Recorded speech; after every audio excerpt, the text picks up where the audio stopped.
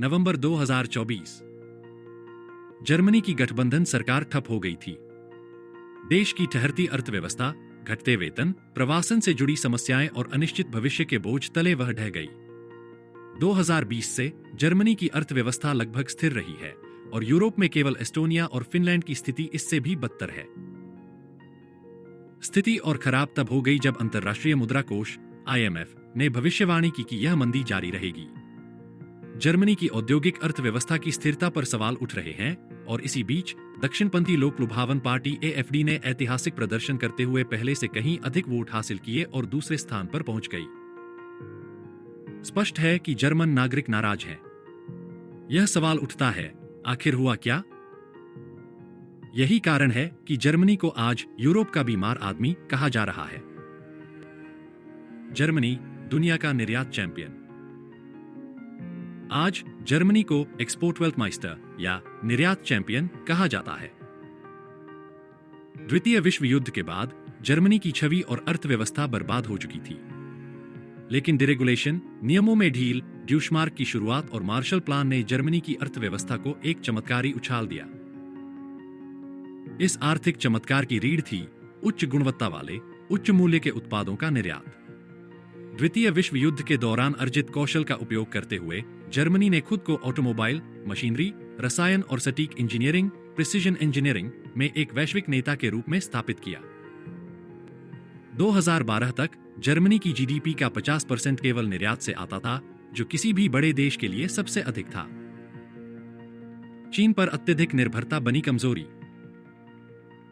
Germany की अर्थव्यवस्था का बड़ा हिस्सा चीन के साथ व्यापार पर निर्भर था। चीन के औद्योगिक विकास के दौरान उन्होंने मशीनरी, रसायन और तकनीकी ज्ञान के लिए जर्मनी पर निर्भरता दिखाई। जैसे जैसे चीन की अर्थव्यवस्था बढ़ी, वहां के उपभोक्ताओं की जर्मन उत्पादों, विशेष रूप से VW, BMW और मर्सिडीज जैसी कारों में रुचि बढ़ी। लेकिन यह निर्भरता तब भारी पड़ गई जब कोविड-19 के दौरान वैश्विक आपूर्ति श्रृंखलाएं बाधित हुईं। और इससे भी बुरी बात यह थी कि चीन खुद जर्मनी से आगे निकलने लगा। जर्मनी बनाम चीन इलेक्ट्रिक व्हीकल्स की लड़ाई। 2023 में चीन ने 1.6 मिलियन EV इलेक्ट्रिक वाहन निर्यात किए, जबकि जर्मनी ने केवल 6.86 लाख। और चौंकाने वाली बात यह थी कि चीन द्वारा निर्यात किए गए 40% EV यूरोप में ही बेचे गए। जिस तरह ब्रिटिश शिपबिल्डिंग उद्योग ने डचों को पीछे छोड़ दिया था, उसी तरह जर्मनी की ऑटो इंडस्ट्री चीन से पिछड़ रही थी। स्थिति तब बदतर हो गई जब 2024 में VW, फोक्सवैगन ने घोषणा की कि वह पहली बार अपने घरेलू कारखानों को बंद करेगा। कम मांग और बढ़ती प्रतिस्पर्धा के कारण VW के पास 5 लाख वाहनों की अतिरिक्त उत्पादन क्षमता बची थी, जो 2 फैक्ट्रियों के बराबर थी। इसके विरोध में लगभग 1 लाख कर्मचारी हड़ताल पर चले गए और कड़े संघर्ष के बाद समझौता हुआ कि 35,000 नौकरियां खत्म की जाएंगी और आने वाले वर्षों में अरबों यूरो की लागत में कटौती होगी। औद्योगिक उत्पादन में गिरावट। पर यह समस्या सिर्फ ऑटोमोबाइल सेक्टर तक सीमित नहीं है।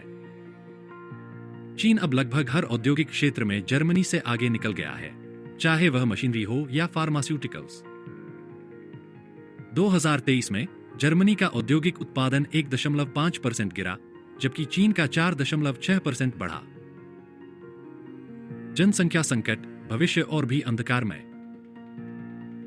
जर्मनी की एक और गंभीर समस्या है गिरती जन्म दर।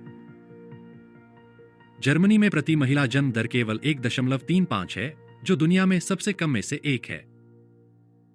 2030 तक 24% जर्मन नागरिक 67 वर्ष या उससे अधिक उम्र के होंगे। कामकाजी उम्र की आबादी हर साल 3 से 4 लाख तक घटेगी। इसका मतलब यह हुआ कि कम लोग काम करेंगे और सरकार पर पेंशन व सामाजिक सुरक्षा का भार बढ़ेगा। निष्कर्ष, जर्मनी के सामने गंभीर चुनौतियां। 2024 तक जर्मनी आर्थिक रूप से कमजोर हो चुका है। औद्योगिक प्रतिस्पर्धा में चीन से हार, राजनीतिक अस्थिरता और सरकार का पतन, घटती जनसंख्या और श्रमिकों की कमी। यदि जर्मनी जल्द ही कोई ठोस रणनीति नहीं अपनाता, तो वह वैश्विक आर्थिक मंच पर अपनी नेतृत्वकारी भूमिका खो सकता है।